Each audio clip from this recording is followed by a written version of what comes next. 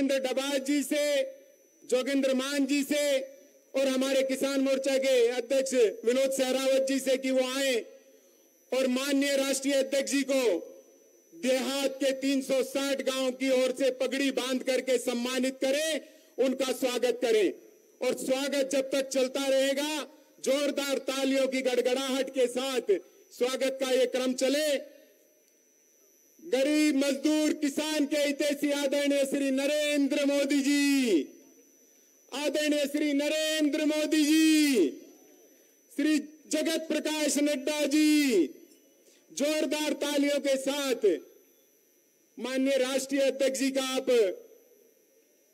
स्वागत करें।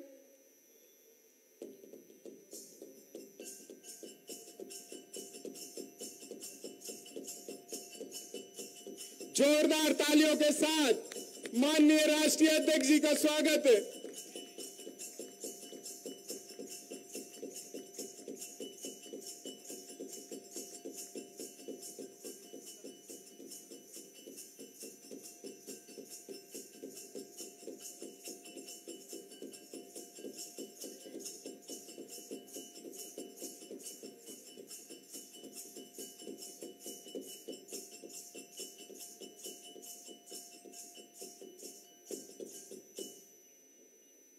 मैं निवेदन करूंगा हमारे दिल्ली प्रदेश के महामंत्री श्री कुलजीत चहल जी से कि वो अंगवस्त्र भेंट कर और पुष्प देकर हमारे राष्ट्रीय महामंत्री एवं सांसद आदरणीय श्री अरुण सिंह जी का स्वागत करें।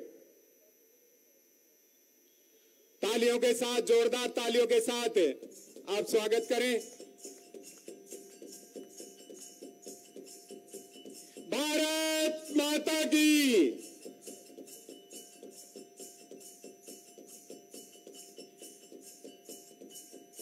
हम 360 गांव के किसान यहां पे माननीय राष्ट्रीय अध्यक्ष जी के माध्यम से इस कृषि सुधार के बिल को पास करने के लिए, उनका धन्यवाद करने के लिए आए हैं।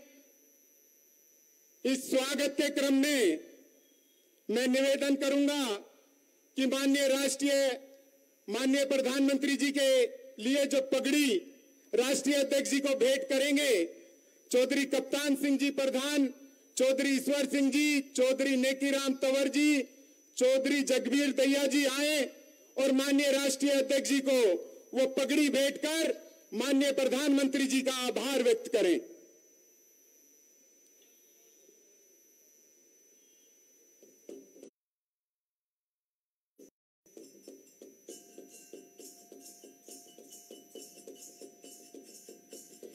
आपका तालियों का क्रम चलता रहे।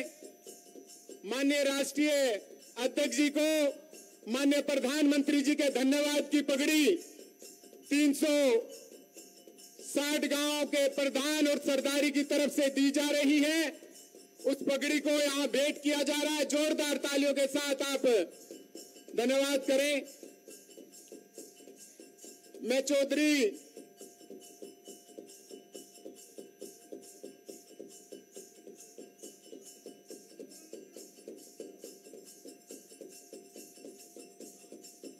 मैं चौधरी नेपाल सिंह खत्री जी, चौधरी विजय सिंह जी, चौधरी हरिप्रधान डेडा जी से निवेदन करूंगा कि वो आकर के माननीय अध्यक्ष जी को जो एक गरम शॉल इस 365 की तरफ से दिया जा रहा है, वो आकर के माननीय राष्ट्रीय अध्यक्ष जी को भेंट करें।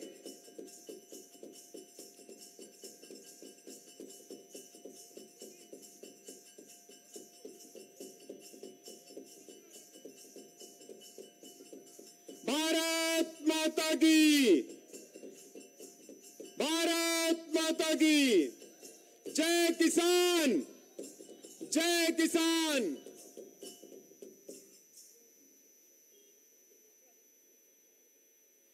मैं निवेदन करूंगा हमारे चौधरी नेमपाल सिंह खत्री जी से, चौधरी विजय सिंह जी से, चौधरी हरिप्रधान जी से कि वो माननीय प्रधानमंत्री जी के लिए गरम शॉल भेंट कर राष्ट्रीय अध्यक्ष जी को उनका धन्यवाद करें। माननीय प्रधानमंत्री जी को हल भेंट कृषि का उपकरण है, कृषि का पर्याय है। ऐसा हल भेंट करने के लिए चौधरी सिब्बल सिंह जी, चौधरी धारा सिंह जी, हमारे विनोद सहरावत जी और रीना रानी जी से निवेदन करूंगा कि वो आए और हमारे कृषि का जो सबसे बड़ा उपकरण है, किसान का जो पर्याय है, खेती का जो पर्याय है, ऐसा हल का उपकरण भेंट करके माननीय राष्ट्रीय अध्यक्ष जी को, प्रधानमंत्री जी का धन्यवाद करें। उनको यह हल भेंट करके माननीय प्रधानमंत्री जी का धन्यवाद करते हुए तालियों के साथ, तालियों की गड़गड़ाहट के साथ आप उनका धन्यवाद करें। भारत माता की, भारत माता की।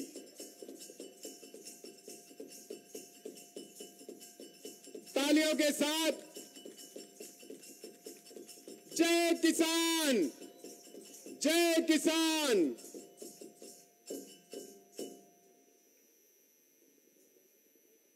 अब मैं निवेदन करूंगा श्रीमती रीना रानी जी से कि वो कृषि में प्रयोग होने वाले हमारे इसके अंदर, इसको छाछ बोलते हैं, और उसके अंदर बाजरा रख करके उन्होंने माननीय प्रधानमंत्री जी का धन्यवाद किया है। माननीय राष्ट्रीय अध्यक्ष जी को भेंट करते हुए तालियों के साथ आप माननीय प्रधानमंत्री जी का, माननीय राष्ट्रीय अध्यक्ष जी का धन्यवाद करें। मैं निवेदन करूंगा चौधरी नारायण सिंह जी से, बावनी के प्रधान हैं, वो आए और इन 360 की तरफ से एक धन्यवाद पत्र बनाया गया है, उसको नारायण सिंह जी आकर के हमारे सामने पहले प्रस्तुत करेंगे, पढ़ेंगे। उसके बाद माननीय राष्ट्रीय अध्यक्ष जी को वो पत्र हम माननीय प्रधानमंत्री जी के लिए भेंट करेंगे। चौधरी नारायण सिंह जी, इधर आ जाओ, पहले इधर आओ।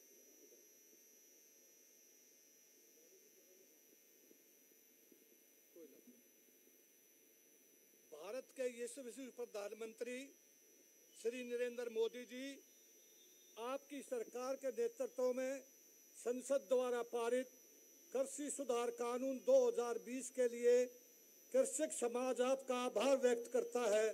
किसानों का हित सदैव आपकी सरकार की प्राथमिकता में रहा है।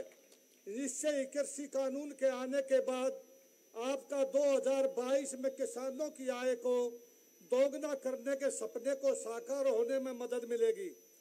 आपके और पार्टी सरकार द्वारा किए जा रहे किसान हित के अनेक प्रयासों से किसान खुशहाल होगा और कृषि क्षेत्र में समृद्धि आएगी। कृषक समाज आपके और आपकी सरकार द्वारा किए जा रहे किसान सुधारों के लिए और इस ऐतिहासिक कृषि सुधार के लिए आपका हार्दिक धन्यवाद एवं आभार व्यक्त करता है। सादर धन्यवाद समस्त कृषक समाज।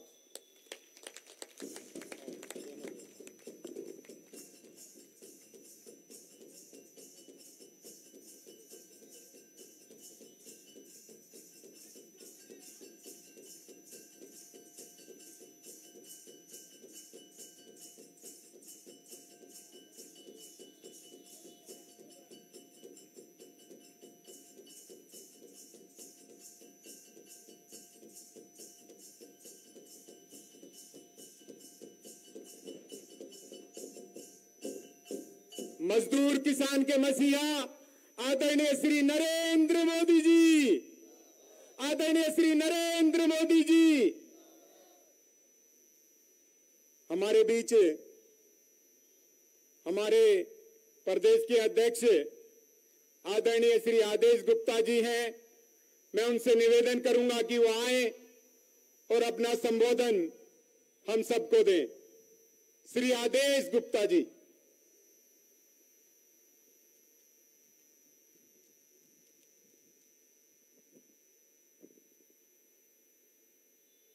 प्रधानमंत्री आदरणीय नरेंद्र मोदी जी ने कृषि सुधार विधेयक 2020 किसानों की खुशहाली के लिए और किसानों की आय को दुगना करने के लिए जो बिल पास करवाया है।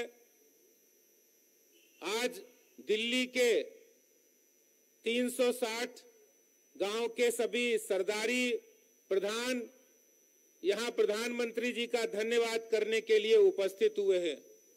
आज के इस कार्यक्रम में हमारे बीच में हमारे मुख्य अतिथि भारतीय जनता पार्टी के यशस्वी राष्ट्रीय अध्यक्ष जी आदरणीय जगत प्रकाश नड्डा जी उपस्थित हैं।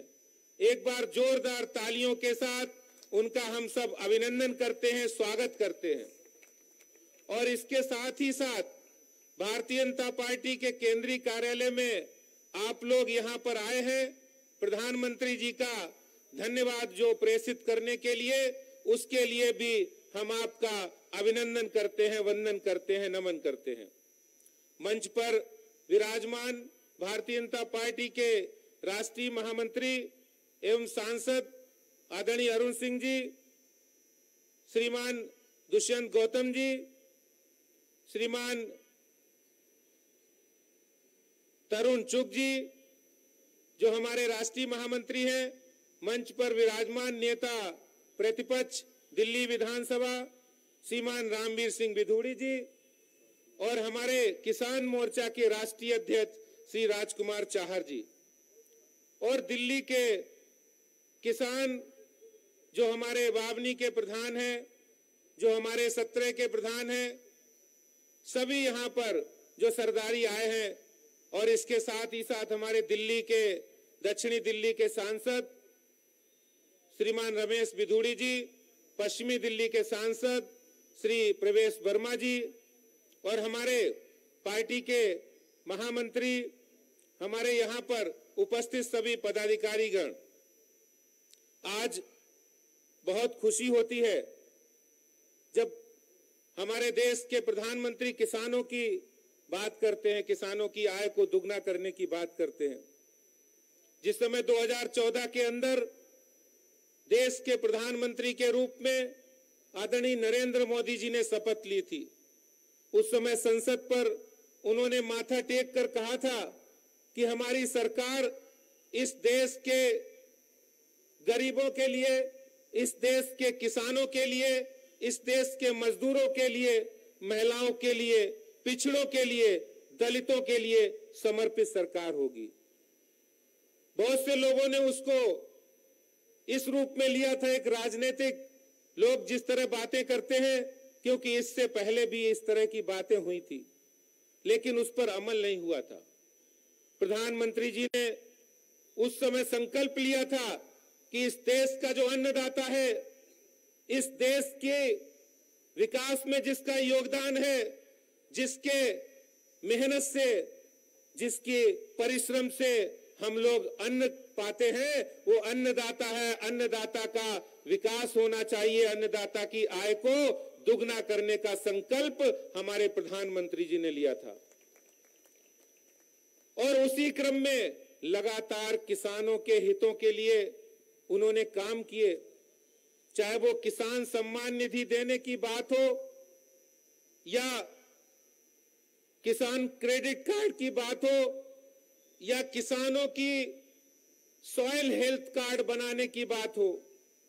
आमतौर पर देश के अंदर किसान को ये नहीं पता है कि इस खेती में कितना पानी लगेगा, कौन सी खाद पड़ेगी। उसके लिए सॉइल हेल्थ कार्ड बनाने का काम लगभग 22.5 करोड़ सॉइल हेल्थ कार्ड देश में बनाए गए।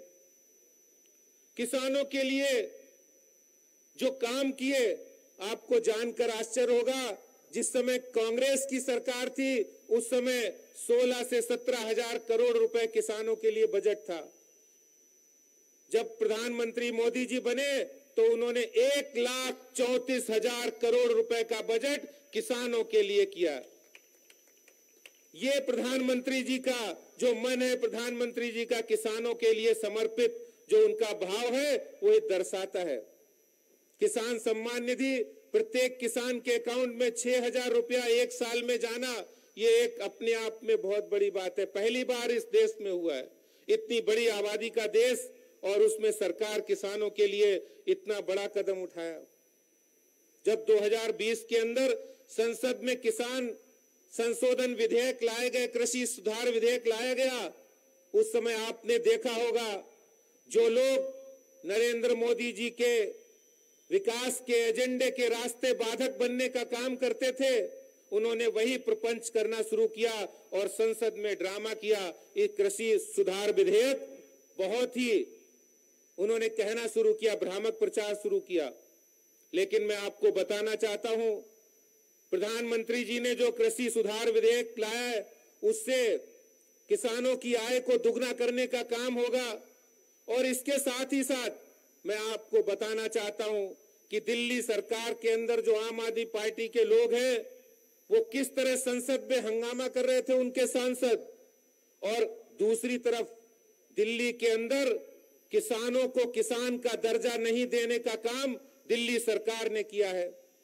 किसानों को आज दिल्ली के अंदर कोई ट्रैक्टर नहीं मिलता, किसानों को कोई सुविधा नहीं मिलती, उनको सिंचाई की सुविधा नहीं है, उनकी जमीन की जो ट्रांसफर होता है उसकी सुविधा नहीं है।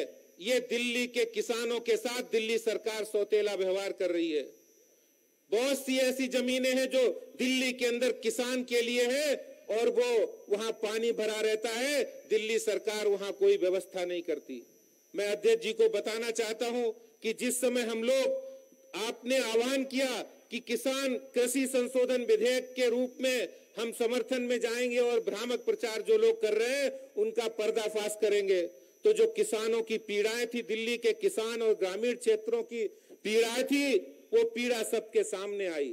दिल्ली सरकार का नकाब सबके सामने आया कि किस तरह से दिल्ली सरकार किसानों के साथ, ग्रामीणों के साथ सौतेला व्यवहार कर रही है। मैं इस अवसर पर आज हमारे राष्ट्रीय अध्यक्ष आदरणीय श्री जगत प्रकाश नड्डा जी का मार्गदर्शन और विस्तार से उनका उद्बोधन हमें सुनने को मिलेगा। प्रधानमंत्री जी ने जो किसानों के लिए किया है वो उससे देश के किसान की आय को दुगना होने में मदद मिलेगी। और ये किसान बिल वास्तव में किसानों की आय के साथ साथ देश की अर्थव्यवस्था को समृद्धशाली बनाने की ओर अग्रसर होगा। हम पहले एक कहावत सुनते थे कि उत्तम खेती मध्यम बान निकट चाकरी भीख निदान।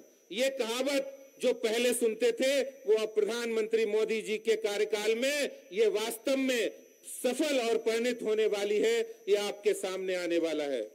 मैं आज के इस अवसर पर मैं अपने राष्ट्रीय अध्यक्ष जी, जो हमारे दिल्ली के सभी जो किसान भाई आए हैं, जो सरदारी आई है, उनके बीच में आए हैं, मैं उनका बहुत बहुत स्वागत अभिनंदन करता हूं और उनका मार्गदर्शन हम लोगों को मिलेगा, इसके लिए मैं उनका धन्यवाद भी करता हूं। और साथ ही साथ ये भी कहना चाहता हूं कि दिल्ली में आने वाले समय में हम किसानों के लिए और ग्रामीण हितों के लिए लड़ाई लड़ेंगे और ये भारतीय जनता पार्टी लड़ाई अपनी जारी रखेगी।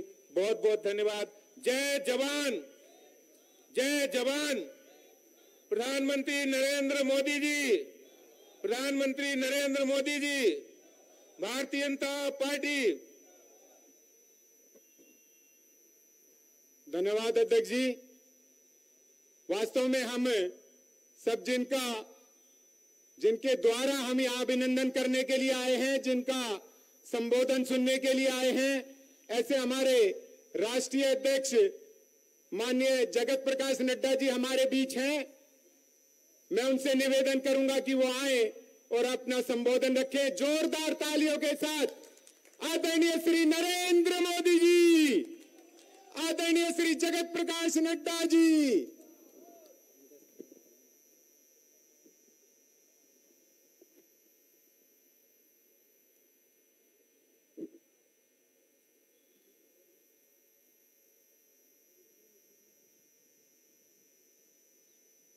आज के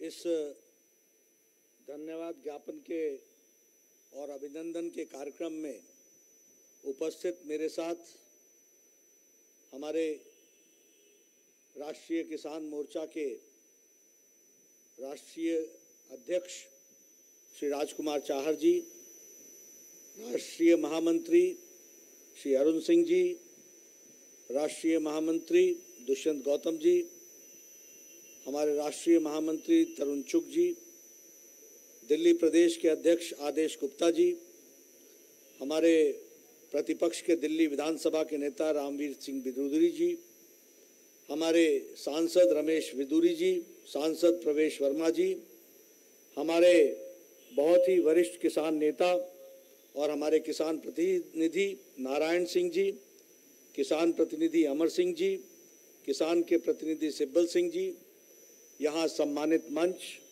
और सोशल डिस्टेंसिंग, फिजिकल डिस्टेंसिंग के साथ एकत्र आए कार्यालय में हमारे प्रगतिशील किसान भाइयों, जिनका संबंध कृषि से लंबे समय से रहा है, ऐसे सारे कृषि भाई जो आज भारतीय जनता पार्टी के कार्यालय में आदरणीय प्रधानमंत्री श्री नरेंद्र मोदी जी को कृषि बिल के लिए धन्यवाद देने के लिए आए हैं। सबसे पहले तो आप सबका अभिनंदन, आप सबका स्वागत। भारतीय जनता पार्टी के द्वारा और भारतीय जनता पार्टी के कार्यालय में आने के लिए आप सबका बहुत बहुत धन्यवाद और स्वागत। मुझसे पूर्व अभी मंच संचालक जी बहुत सी बातें कृषि के क्षेत्र से जुड़ी हुई बातें आपसे कर रहे थे और उसी तरीके से आदेश गुप्ता जी ने कृषि के सिलसिले में बहुत सी बातें की और विषय को रखा है। सबसे पहले तो मैं आप सबको धन्यवाद देता हूं कि दिल्ली देहात की ओर से आप प्रधानमंत्री जी का स्वागत कर रहे हैं। आपने उनके लिए पगड़ी भेंट की है, शॉल भेंट किया है, साथ में एक अभिनंदन पत्र दिया है।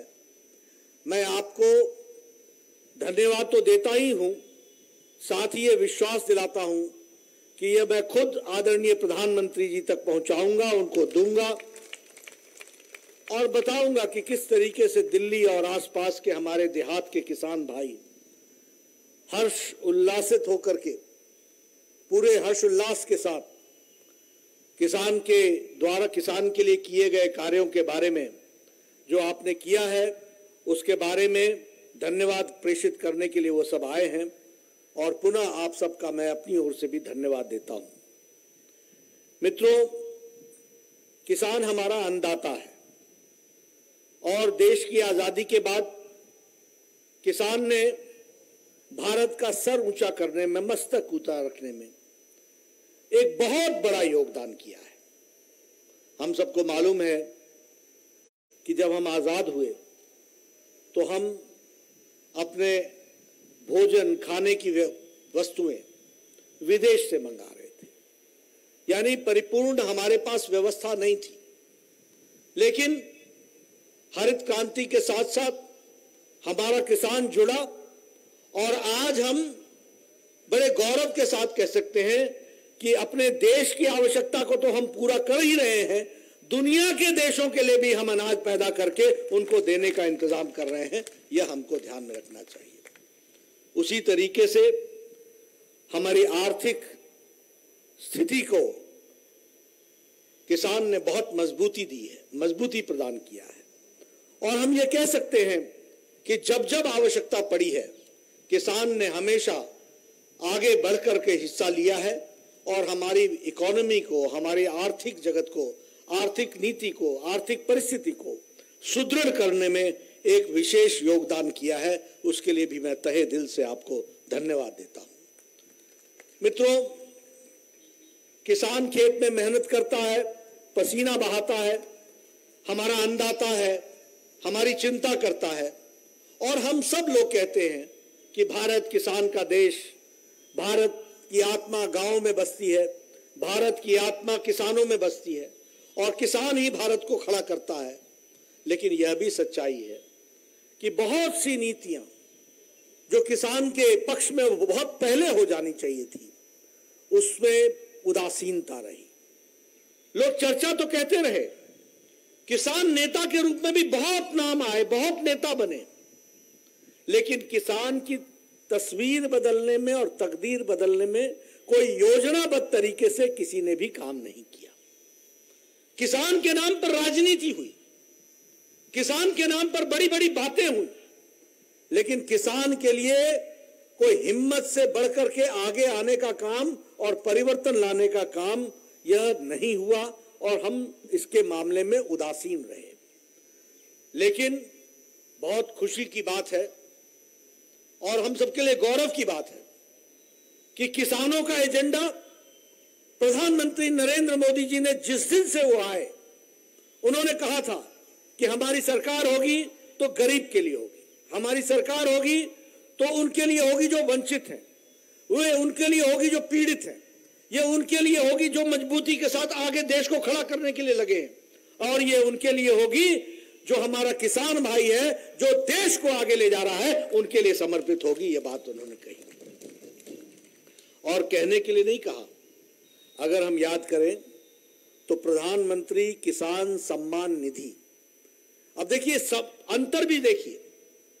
पहले क्या होता था, कांग्रेस पार्टी क्या करती थी, जब चुनाव आए तो कहती थी कि हम इनके कर्जे माफ कर देंगे, और कर्जे क्या माफ करती थे 10 साल में, आपको मालूम है, कुल मिलाकर के सब जोड़ ले 10,000 का 10 साल का तो 54,000 55,000 करोड़ रुपए होता था। लेकिन प्रधानमंत्री जी ने तय किया कि प्रधानमंत्री हम किसानों को उनके सम्मान के साथ किसान खेती कर सके, इसकी हम व्यवस्था करेंगे। और उन्होंने प्रधानमंत्री किसान सम्मान निधि 6,000 रुपए सीधा बैंक के खाते में पहुंचाने का काम किया और 10 करोड़ किसानों के खाते में पहुंचाने का काम किया कि नहीं किया? सीधे खाते में जाता है कि नहीं जाता है? इससे पहले एक प्रधानमंत्री हुए जिन्होंने कहा कि हम दिल्ली से 1 रुपए भेजते हैं तो 85 पैसे रास्ते में खर्च हो जाते हैं, गायब हो जाते हैं, 15 पैसे ही मिलते हैं। लेकिन प्रधानमंत्री जी ने किसानों के खाते में सीधा 6,000 रुपए पहुंचाने का प्रयास किया 10 करोड़ लोगों को, और 1 साल के अंदर ही डायरेक्ट ट्रांसफर से 92,000 करोड़ रुपए उनके खाते में पहुंचा दिया। मित्रों, कोविड के समय में भी जब कोरोना का लॉकडाउन था तो अप्रैल महीने में आपको याद होगा कि जो किस्त थी वो सीधी की सीधी आपके खाते में पहुंचाई गई। 6 करोड़ 56 लाख किसानों के खाते में पहुंच गया धन, ये हमको ध्यान में रखना चाहिए। कुछ जगह पर धन नहीं पहुंच पाया, जैसे वेस्ट बंगाल। अब वहां की ममता दीदी को न विकास करेंगी और न ही विकास के लिए किसानों को के बीच में आड़े बनेगी, और आड़ा बन करके उनको भी नहीं देंगी। लेकिन मित्रों, ज्यादा देर वो भी नहीं होगा। अप्रैल में चुनाव आ रहे हैं, वेस्ट बंगाल में भी वो जाएंगी, बीजेपी आएगी, किसानों को किसान सम्मान निधि मिलेगी, इस बात का हम आपको विश्वास दिलाते हैं। लेकिन किसान सम्मान निधि पहुंचाने का काम किया ताकि किसान को मदद मिल सके खेती के लिए, वो कीटनाशक खरीद सके, वह दवाई खरीद सके, वह बीज खरीद सके, वह अपने औजारों का मरम्मत करा सके, वो सब कुछ करा सके। इसके लिए ये व्यवस्था की गई हमारे ध्यान में। कभी किसी के बारे में कभी सोचा था कि प्रधानमंत्री किसान मानधन योजना चलेगी? कभी सोचा था? आज 5 करोड़ किसान इसमें जुड़े हैं, रजिस्टर हुए हैं, और इनको 3,000 रुपए 60 साल की उम्र के बाद पेंशन मिलेगी, इसकी व्यवस्था की तो प्रधानमंत्री किसान सम्मान योजना के तहत आदरणीय मोदी जी ने की है, वो हमको ध्यान में रखना चाहिए। उसी तरीके से प्रधानमंत्री फसल बीमा योजना, 9 करोड़ किसान रजिस्टर हुए, 9 करोड़, और 9 करोड़ को लोगों को जोड़ने का काम किया है। उसी तरीके से किसान क्रेडिट कार्ड की योजना, इसमें 70.32 लाख किसान क्रेडिट कार्ड बंटे हैं, और लोन जो है वह बहुत ही नॉमिनल, उस पर किसान क्रेडिट कार्ड पर 62,870 करोड़ रुपए किसानों को दिया गया है। इस बात को हम आपके सामने रखना चाहते हैं। ये हमारा नेशनल एग्रीकल्चर मार्केट नाम, ई नाम यानी डिजिटल, इसके साथ भी 1 करोड़ 67 लाख किसान जुड़े हैं, और 1 लाख करोड़ रुपए का ट्रांजैक्शन इस ई नाम के माध्यम से हुआ है। ये हम आपको बताना चाहते हैं, 1 लाख करोड़ का। यानी हम किसान हमारा डिजिटल कैसे हो रहा है, किसान ई नाम मंडी में कैसे अपने आप को विकसित कर रहा है, इसका भी हमको रास्ता देखने को मिला है। यह भी हम आपसे बातचीत करते हैं। जब सॉइल हेल्थ कार्ड का काम चला कि लोगों को उनकी जमीन का पता होना चाहिए कि उनकी जमीन में क्या विशेषता है, सॉइल हेल्थ कार्ड। तो उस समय भी लोगों ने इसको इस तरीके से लिया था कि ये तो हो ही नहीं सकता, ये तो मोदी जी का जुमला है, ये कैसे होगा। आज मैं आपके साथ गौरव के साथ कह सकता हूं कि 22 करोड़ 51 लाख किसानों के जमीन का किसान सॉइल हेल्थ कार्ड बना है और उसके माध्यम से उनको उनकी जमीन का पता चला है। उसी तरीके से लगभग 10,000 क्लस्टर्स यानी छोटे छोटे समूह ये अभी ऑर्गेनिक फार्मिंग से जुड़े हैं, ये हमको ध्यान में रखना चाहिए। मित्रों, स्वामीनाथन जी की रिपोर्ट आई थी, एक रिपोर्ट बनी थी कि किसान को किस तरीके से लाभ पहुंचाया जा सकता है। ये स्वामीनाथन जी की जो रिपोर्ट थी, ये यूपीए के समय में धूल छाट रही थी, फांक रही थी। ये रिपोर्ट पड़ी हुई थी, कोई इस पर ध्यान नहीं दे रहा था। लेकिन प्रधानमंत्री मोदी जी आए तो स्वामीनाथन कमीशन की रिपोर्ट को लागू करने का जिम्मा उठाया और पहली बार लागत का 1.5 गुना एमएसपी देने का निश्चय किया। तो नरेंद्र मोदी जी ने तय किया, इसको भी हमको ध्यान में रखना चाहिए। और अब आपसे मैं निवेदन करना चाहता हूं, आत्मनिर्भर भारत के पैकेज में जो 20 लाख करोड़ रुपए का पैकेज है, उस 20 लाख करोड़ पैकेज में 1 लाख करोड़ रुपए कृषि पर खर्च होना है, एग्रीकल्चर पर खर्च होना है 1 लाख करोड़ रुपए। लगभग 10,000 फार्मर्स प्रोड्यूसर्स ऑर्गेनाइजेशन बनेगी। इसलिए मेरा आप सबसे निवेदन है, आप सबसे मैं करबद्ध निवेदन कर रहा हूं और मैं भारतीय जनता पार्टी के नेताओं से भी निवेदन करूंगा, विशेष करके चाहर साहब से निवेदन करूंगा कि आप पूरी ताकत लगा करके फार्मर प्रोड्यूसर्स ऑर्गेनाइजेशन बनाइए। और फार्म गेट में अब मोदी जी या कोई अधिकारी नहीं तय करेगा कि किसान के भले के लिए क्या करना है, वो संगठन फार्मर्स प्रोड्यूसर्स ऑर्गेनाइजेशन तय करेंगे कि उनके भले के लिए क्या होना है। और मोदी जी का 1 लाख करोड़ रुपए आप तक पहुंचेगा ताकि आप उस विकास के काम में लगा सके। इस तरीके की व्यवस्था होगी। आपने कोल्ड स्टोरेज बनाना है, आप कोल्ड स्टोरेज बनाइए। आपने अनाज रखने के लिए मंडी में स्टोरेज बनाना है, आप उसके लिए बनाइए। आपने कोई वैल्यू एडिशन करना है अपने प्रोडक्ट पर, तो आप उसके लिए फैक्ट्री लगा सकते हैं, उसकी भी व्यवस्था की जाएगी। आपको अपने गांव की सड़क को अच्छा करना है ताकि आपका सामान मंडी में समय पर पहुंचे, आप 1 लाख करोड़ रुपए में से उसके लिए भी लगा सकते हैं। आप मंडी में और अच्छी व्यवस्था करना चाहते हैं, आपको उसमें भी पैसा आप ले सकते हैं। किसान तय करेगा कि उसकी प्रोड्यूस को अच्छा बनाने के लिए जो भी पैसा खर्च होगा वह 1 लाख करोड़ रुपए में से आदरणीय मोदी जी देंगे और आप उसका विकास करेंगे। ये इस तरीके की व्यवस्था की गई है। इसलिए मित्रों, मैं निवेदन करूंगा कि जागरूक होकर के जागरूक किसान इस 1 लाख करोड़ रुपए का फायदा उठाए, फार्म गेट बनाए और उस फार्म गेट के माध्यम से जो भी छोटी बड़ी चीजें होनी चाहिए। हमारे यहाँ मक्का होता है और मक्का बहुत सस्ते भाव में जाता है। क्यों जाता है? क्योंकि उसका वैल्यू एडिशन नहीं होता। तो हमने अपने किसान भाइयों को कहा है कि मक्का यही कहीं कोई पॉपकॉर्न जानता है, कोई कुछ जानता है, क्यों हम वैल्यू एडिशन नहीं कर सकते? क्या हम उसको अच्छा नहीं बना सकते? क्या हम उसका फिनिश प्रोडक्ट नहीं बना सकते? और प्रधानमंत्री जी ने वोकल फॉर लोकल भी कहा है, इसलिए उसको लोकल जो हमारा प्रोडक्ट है उसके लिए आगे बढ़ चढ़ करके बोलेंगे, ब्रांडिंग कराएंगे ताकि दुनिया में उसकी मार्केट बने और दुनिया में वो उसको जाना जाए और उसको खरीदा जाए। इस तरह की व्यवस्था हम करेंगे। इसलिए मित्रों, किसानों के बारे में मौलिक चिंतन मोदी जी ने शुरू की और मोदी जी ने मौलिक चिंतन के माध्यम से आगे बढ़ाया। अभी ये कृषि बिल आए, 3 बिल आए। क्या है ये बिल? पहला बिल आप देखिए, समझने वाली बात है।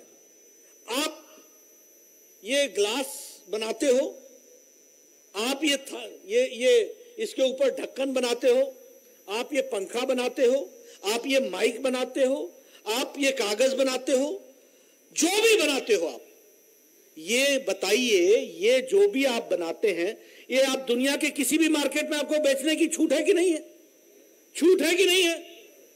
फिर किसान बेचारा अगर आलू उगाता है, अगर वो कोई सब्जी उगाता है, अगर वो चावल उगाता है यानी और गेहूं उगाता है, मक्का उगाता है, तो उसके ऊपर ये बंदिश क्यों है कि वो फलानी मंडी में ही अपना अनाज बेचे? बेचेगा और किसी और जगह नहीं बेच सकेगा, वो ये बंदिश किसानों पर क्यों थी? ये सच्चाई है कि नहीं है कि आपके 100, 150, 50 गांव के बीच में जो अनाज मंडी है उसी में आपका सामान बिकेगा और कहीं और नहीं बिकेगा? यह सच्चाई है कि नहीं है? ऐसा क्यों?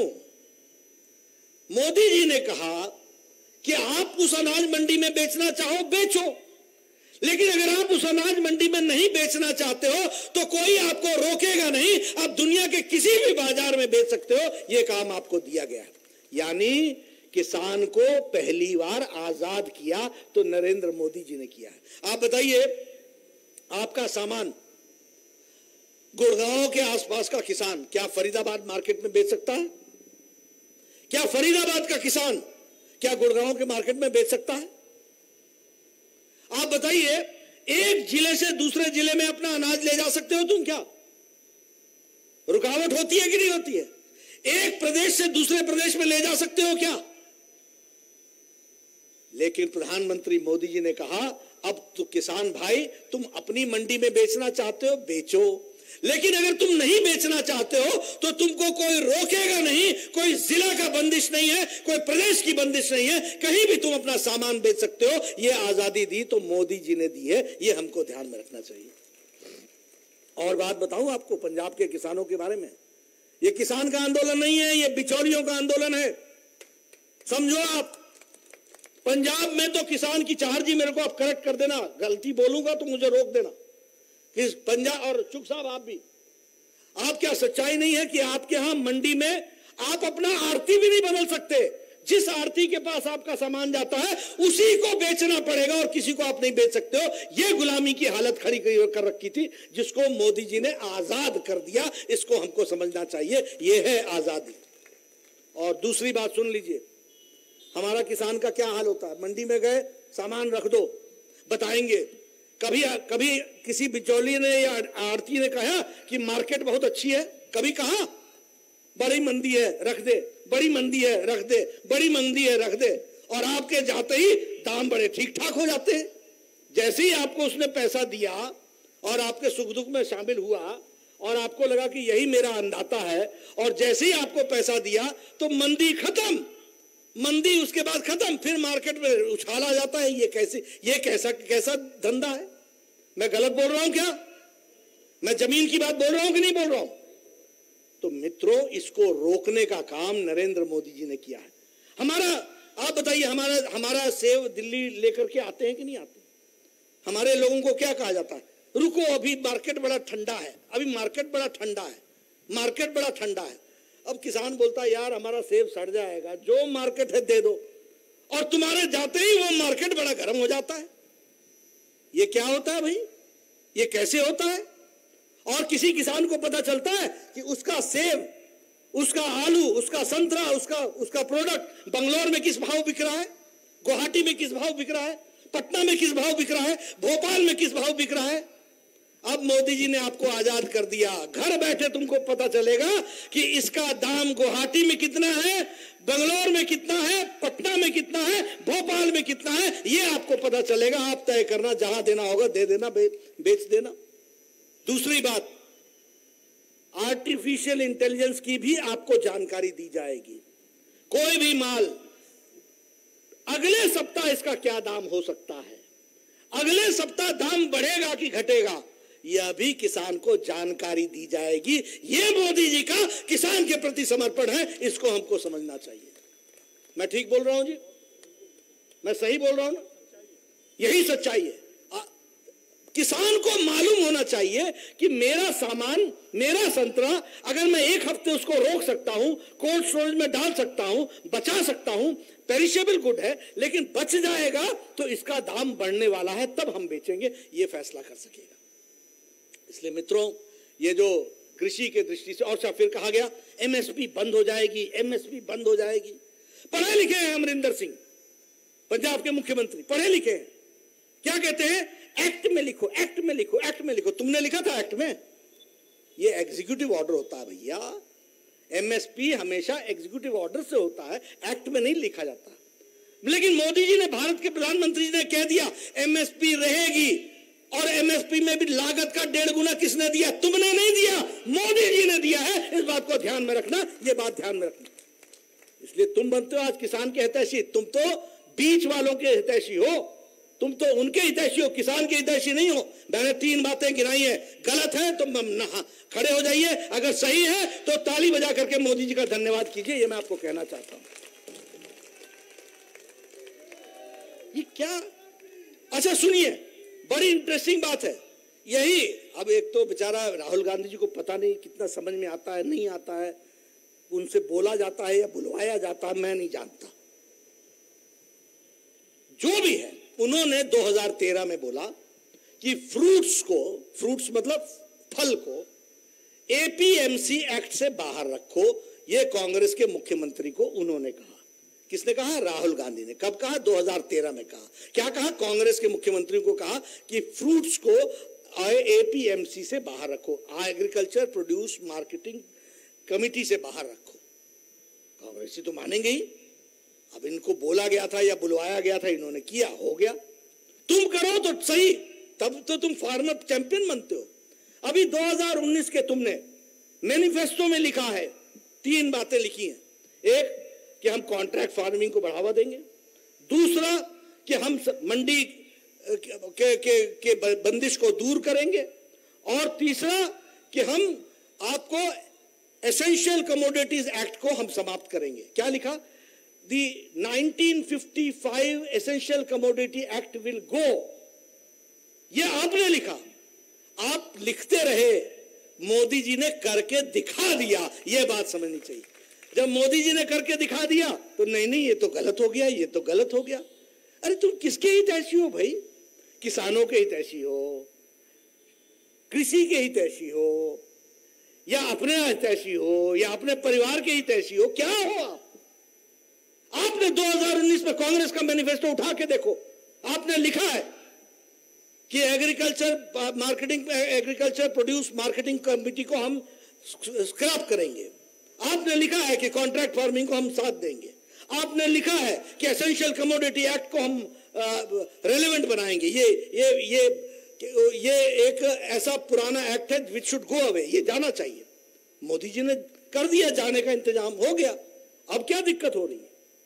इसलिए मित्रों, एक बात ध्यान रखना, ये राजनीति के आसपास घूमने वाले लोग हैं, ये किसानों के हितैषी नहीं है। अगर किसानों के हितैषी होते तो कहते मोदी जी आपने हमारे मैनिफेस्टो में लिखा था लेकिन आपने करके दिखाया है, आपका बहुत बहुत धन्यवाद, ये बात कहते, लेकिन नहीं कह रहे। अब ये कॉन्ट्रैक्ट फार्मिंग में क्या है? साफ लिखा है, एक्ट में लिखा है कि कोई भी कॉन्ट्रैक्ट जमीन का नहीं होगा, जमीन पर उपजे हुए चीजों का ही कॉन्ट्रैक्ट हो सकेगा। आप बताओ, किसान को सशक्तिकरण किया कि नहीं किया? किया कि नहीं किया? कोई गलती से या बदमाशी से या चालाकी से वो जमीन का भी कॉन्ट्रैक्ट कर ले तो वो कॉन्ट्रैक्ट नल एंड वॉइड हो जाएगा, वो कॉन्ट्रैक्ट टिकेगा ही नहीं।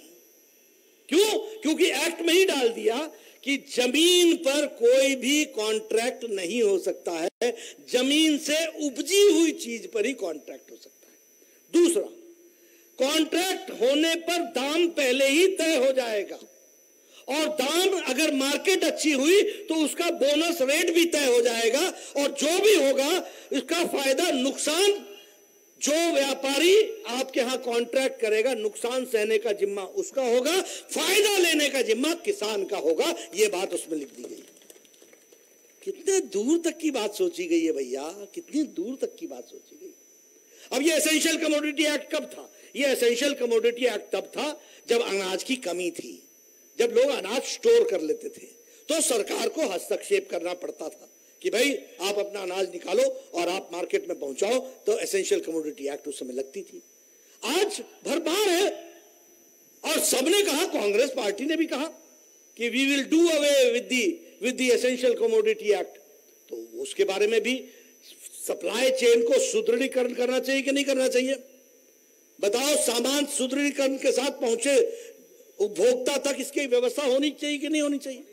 यही काम मोदी जी ने किया है। इसलिए मित्रों, ये जो कांग्रेस पार्टी है और अन्य नेता हैं, ये वैसे हैं, जब खेल में हार जाए ना, आप देखते थे ना बचपन में, जो हारने लगता था ना, विकेट उखाड़ के चल देता था। याद है आपको, क्रिकेट में होता था कि नहीं? जो हारता था ना, बोलता था नहीं खेलेंगे, नहीं खेलेंगे, नहीं खेलेंगे, विकेट उखाड़ चल दे बने। वैसे ही ये है, राजनीति में आए हैं, चुनाव हारते हैं, हर बात का विरोध, हर बात का विरोध, हर बात का विरोध, खुद की कई बात को भी विरोध में खड़े हो जाते हैं। तो ऐसे लोगों को नमस्कार। और आप लोगों ने जो प्रधानमंत्री जी को आशीर्वाद दिया है, शुभकामनाएं दी हैं, अभिनंदन दिया है, उसको मैं दिल से समेट करके आदरणीय प्रधानमंत्री जी तक रखूंगा। इसका आपको मैं धन्यवाद देता हूं। और मैं चाहूंगा कि आप ये सारी बातें जो मैंने आपको बताई, अगर मेरी बात गलत हो तो मुझे कभी भी पूछ लेना, और अगर मेरी बात सही हो तो इसको जनता तक, किसान भाइयों तक जरूर पहुंचाना। ये मोदी जी की आवाज है, इसको समझना, और ये मोदी जी की इच्छा है, इसको समझना। अंत में आपने मेरी बात सुनी, आपका बहुत बहुत धन्यवाद। आप सब लोग मेरे भारतीय जनता पार्टी के कार्यालय में आए हैं, इसके प्रांगण में आए हैं धन्यवाद देने के लिए। मैं पुनः आपको विश्वास दिलाता हूं कि आपकी द्वारा दी गई पगड़ी आदरणीय प्रधानमंत्री जी तक सलामत पहुंचाई जाएगी। आपके द्वारा दिया गया अभिनंदन पत्र उनको आपके द्वारा पूरी इज्जत के साथ उनको भेंट की जाएगी, और उनकी तरफ से मैं आपको धन्यवाद भी देता हूं, और उनकी तरफ से भी आपको पत्र आएगा, धन्यवाद का पत्र आएगा। ये बात विश्वास दिलाता हूं। आपने मेरी बात सुनी, आपका बहुत बहुत धन्यवाद। भारत माता की। आदरणीय श्री जगत प्रकाश नड्डा जी का हम बहुत तहे दिल से धन्यवाद करते हैं। मैं निवेदन करूंगा प्रदेश के महामंत्री कुलजीत चहल जी से कि वो आए और धन्यवाद करें। कुलजीत जी।